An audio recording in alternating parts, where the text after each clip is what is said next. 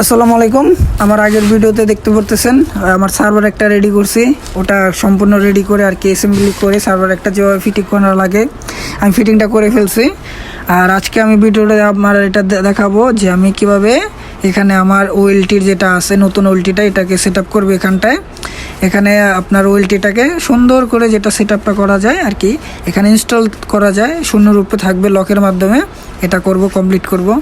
এখানে আমার দেখতে পারতেছেন আমি এখানে এই লক থাকে ছোট ছোট দুইটা লক লাগাইতে দুই সাইডে, এই দুইটা আমার লাগানো হয়ে যেতেছে, এই দেখতে পারতেছেন সাদা একটু, তো এটা আমি লাগাইতেছি, একটু কষ্ট হচ্ছে কিন্তু আমি এটা লাগানো কমপ্লিট করে ফেলবো।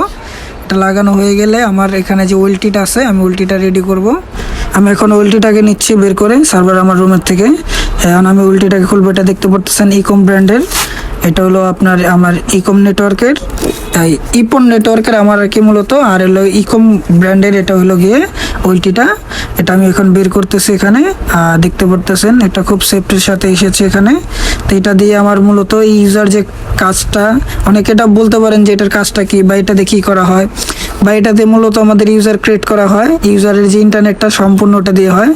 তারপরে এখানে দেখতে পাচ্ছেন দুইটা লক আছে, এই দুটো লক দুই সাইডে আমি ইনস্টল করে ফেলছি।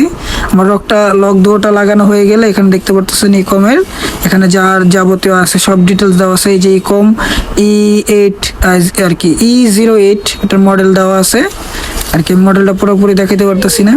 এখানে দেখতে পাচ্ছেন এসএফপি বলে এগুলাকে, এখানে 8টা এসএফপি আমার 8 পোর্টের, যেহেতু আমার এটা ওয়েলটিটা আমি 8 পোর্টেরই এই 8টা এসএফটি আমার এখানে ইনস্টল দিতে হবে। এই দেখতে পারতেছেন একটা আমার লাগানো হয়ে গেছে। আর ওয়েলটি দেখতে পারতেছেন পিছে দুটো পাওয়ার কেবল এটা চালু